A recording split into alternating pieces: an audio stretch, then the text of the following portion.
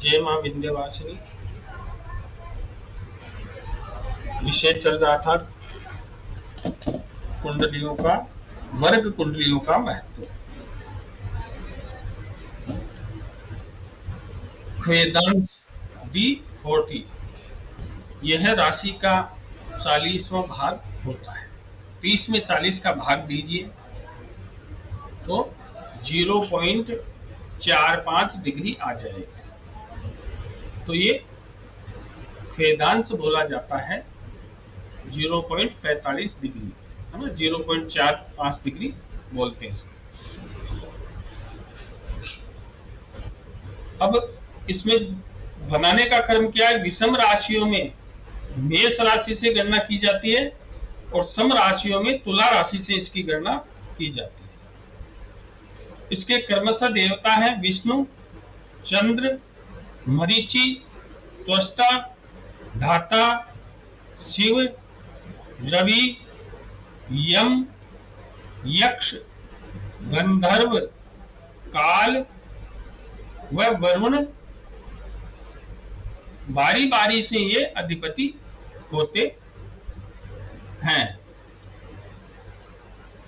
इस वर्ग कुंडली का उपयोग जैसे D30 कुंडली का उपयोग व्यक्ति के अरिष्ट या अशुभ जानने के लिए किया जाता था, उसी प्रकार से इस कुंडली का उपयोग व्यक्ति के शुभ फलों को जानने के लिए किया जाएगा। D40 या वेदांश व्यक्ति के शुभ फलों के बारे में आपको निर्देशित करती है। आपको इनके स्वामी बता दिए हैं। अब वही सामान्य नियम, लग्नेश वेदांश कुंडली के लग्नेश और लग्न यदि बली है, शुभ स्थिति में है, तो जातक के जीवन में शुभ घटनाएं अधिक होंगी। त्रिकोण जातक का अच्छा हो, जैसे लग्न हो गया, पंचम भाव हो गया, नवम भाव हो गया, इनके स्वामी अच्छी स्थिति में हो या ये अच्छी स्थिति में हो वेदांत कुंडली में, D40 कुंडली में, तो जातक के जीवन में शुभ फल अधिक होते हैं। शुभ फलों के लिए सूर्य और चंद्र देव का अच्छी तरह स्थित होना भी। सूर्य देव और चंद्र देव कहाँ स्थित है, कहाँ नहीं है, उनकी क्या स्थिति है ना, तो वो भी आपके जो शुभ फल है उनकी अधिकता को देते हैं, है ना। D45 अक्ष वेदांश, ये राशि का राशि होती है 30 डिग्री की, उसका 45वां भाग होता है। मतलब 30 में आप 45 का भाग दीजिए 0.40 डिग्री आएगा। चत्वारी सांस भी इसको कहते हैं। इसमें क्या है कि चर, स्थिर और द्वि स्वभाव से निर्णय किया जाता है अक्ष वेदांश का, कि कौन से अक्ष वेदांश में जाएगा, कौन से भाग में जाएगा। एक 30 डिग्री के 45 भाग होते हैं, तो कौन से भाग में जाएगा। तो जितनी भी चर राशियां हैं उसमें मेष से विचार कीजिए, जितनी भी स्थिर राशियां हैं उसमें सिंह से विचार कीजिए, जितनी भी द्वि स्वभाव राशियां उसमें धनुष से गणना कीजिए। जैसे आपने द्रेषकांड कुंडली का किया था, उसी प्रकार से द्रेषकांड और नवमांश का मिला जुला रूप है ना, चर स्थिर द्वि स्वभाव से 1, 5, 9, इसके अनुसार आप इसमें कर सकते हैं। तो इनके क्रमशः देवता है ब्रह्मा, शंकर और विष्णु, ये चर राशियों में होंगे।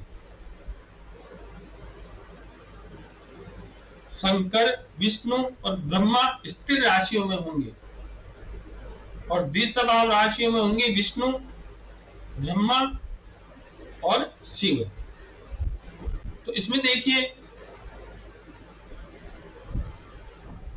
ब्रह्मा किसके हो गए? चर राशि के। स्थिर राशि के शंकर बोल दीजिए, शिव बोल दीजिए, और द्विस्वभाव राशि के विष्णु। तो जैसे द्विस्वभाव राशि में आवृत्ति होगी तो विष्णु, ब्रह्मा और शिव इस प्रकार से होगी। तो ये 15-15 आवृत्ति करते हैं। 3 देवता हो गए, 45 हो गए वो भाग, तो एक देवता का नंबर 15 भाग आता है। एक देवता का नंबर 15 भाग।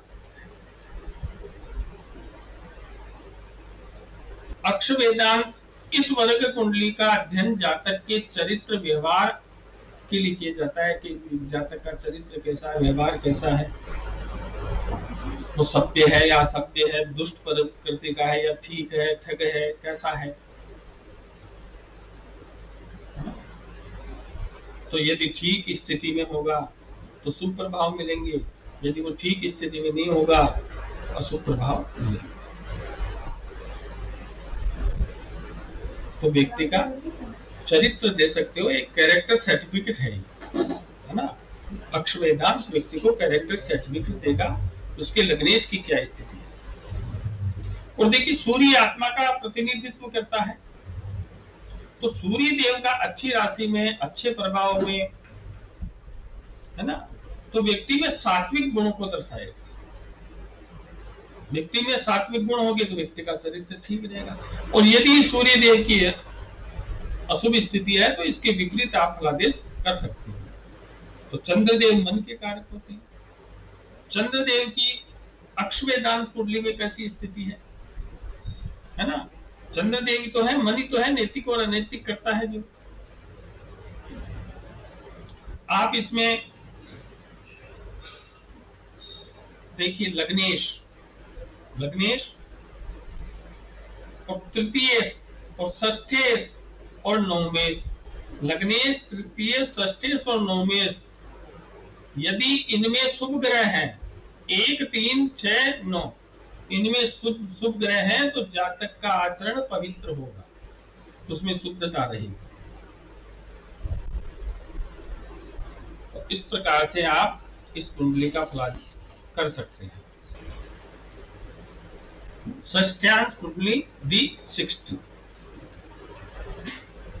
एक राशि के 60 भाग, 60 षष्ठ्यांश बोल दीजिए, 60 भाग बोल दीजिए, क्योंकि 30 की एक राशि, 30 का भाग 60 में दीजिए, है ना, तो आधा हिस्सा आ गया, है ना, आधा अंश।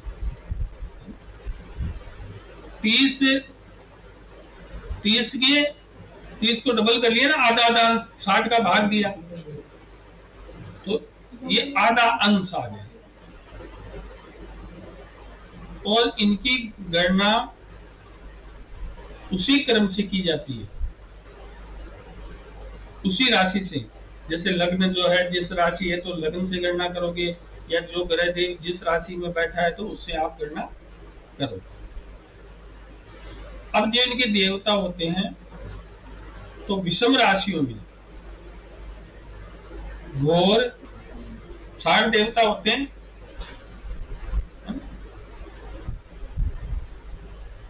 60 देवता होते हैं। तो 60 देवताओं का नाम पहला है घोर, है ना, विषम राशियों में।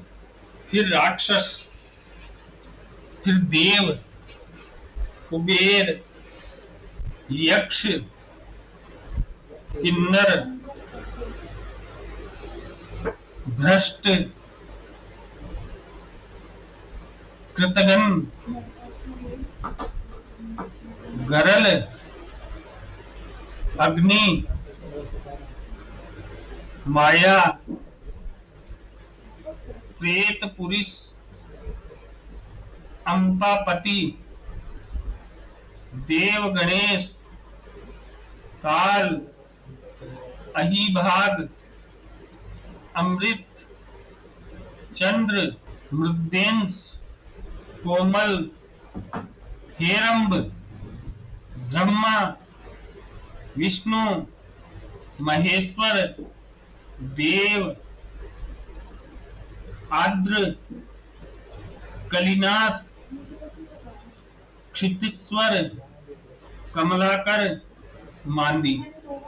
इस प्रकार से विषम राशियों में 30 देवता हो गए। सम राशियों में देखिए देवता इंदुरेखा, जो पहले देवता होते हैं, इंदुरेखा, भ्रमण, पयोधी, सुधा, अतिशील, तल, क्रूर, सौम्य, निर्मल, दंडायुध, कालाग्नि, प्रवीण, इंदुमुख, दृष्ट कराल, शीतल, मृदु, सौम्य, काल रूप, पातक,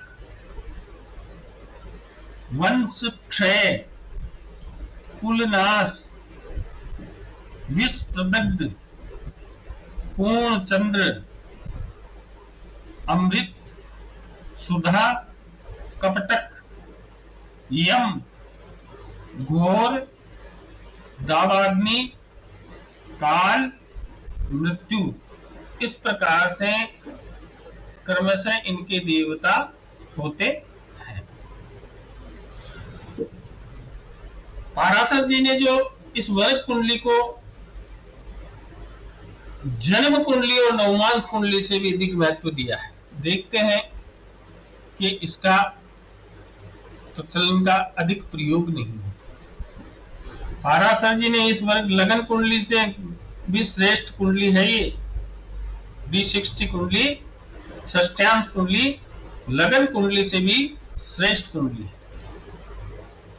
इसका प्रचलन नहीं है। यदि मैंने पहले आपको बताया है, यदि 2 मिनट का भी अंतर हो जाता है तो षष्ठ्यांश कुंडली बदल जाएगी।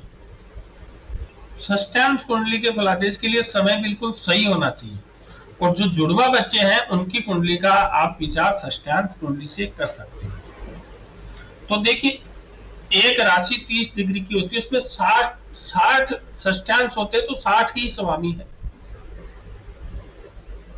तो आप इन स्वामियों के अनुसार भी इनका फलित कर सकते हो। जैसे पीछे अपन देखते आ रहे हैं, सभी का फलित आप कर सकते हो इन स्वामियों के बारे में पढ़कर, है ना। सम और, है ना, निष्कर्ष सम और विषम से अलग अलग देवता होते हैं। देखिए, विशेष तो लग्न और लग्नेश को देखिए, और किसी व्यक्ति के आपको फलादेश करना हो कि ये ठीक है या नहीं है, कोई प्रामाणिकता है, तो षष्ठ्यांश कुंडली का आपको सारा लेना चाहिए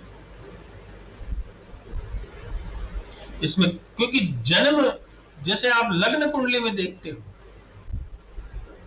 उसी प्रकार से इसमें योग देखिए कि कौन सा पंच महापुरुष बन रहा है ना, कौन सा गज केसरी योग बन रहा है ना। तो जैसे लग्न कुंडली का आप देखते हो पूरा योग क्या है, इसमें कौन से ग्रह प्रधान है, लग्नेश की क्या स्थिति है, क्योंकि लगन से तो व्यक्ति का स्वयं का विचार किया जाएगा। तो देखिए, आपको मैंने षोडश वर्ग कुंडलियों का महत्व बता दिया है, इनके निर्माण का तरीका बता दिया है। तो इसमें आप ये समझ गए होंगे कि इनसे कितना अच्छा फलित हो सकता है, ये फलित में कितनी सहायक है। यदि आपको एक अच्छा एस्ट्रोलॉजर बनना, अच्छा ज्योतिषी बनना है, तो सबसे पहले ज्योतिषी का धर्म होता है मानव सेवा। मानव सेवा के लिए ही वो ज्योतिष करता है, वरना देखिए उसके परिवार के ऊपर नेगेटिव इफेक्ट आएगा, क्योंकि उसका पुण्य जाएगा उसके साथ। तो आप जब तक वर्ग कुंडलियों को देखकर फलादेश नहीं करते हो, तो वो आपका फलादेश सटीक नहीं जाएगा। केवल आपने लगन कुंडली से फलादेश कर दिया तो उसकी फलित होने की संभावना नहीं है। हाँ, ऐसा हो सकता है, केवल आप अनुमान लगाते हो। यदि वर्ग कुंडलियों का अध्ययन करोगे तो सटीकता से कह पाओगे हाँ ऐसा होगा, हो सकता है नहीं ऐसा होगा, क्योंकि ऋषि परंपरा से चलती आई विद्या है, ये दिव्य रहस्य है। जो ऋषियों ने, जैसे पराशर जी ने बताया, तो उस प्रकार से पराशर जी ने षोडश वर्ग कुंडलियां भी बताई है, लेकिन आप उनको नहीं देखोगे तो कैसे, किस प्रकार से ठीक प्रकार से आप फलादेश कर पाओगे। तो इस प्रकार से मैंने आपको इन षोडश वर्ग कुंडलियों का महत्व बता दिया है, कौन सी कुंडली का निर्माण कैसे किया जाता है और कौन सी कुंडली से क्या फलादेश किया जाता है, इसके 3 वीडियो हैं। वर्ग कुंडलियों का महत्व के 3 वीडियो आपके पास है, आप इनको बार बार सुनिए, आपके मस्तिष्क में वो बातें जम जाएगी। ये मूल है, ज्योतिष का मूल मैंने आपको बता दिया।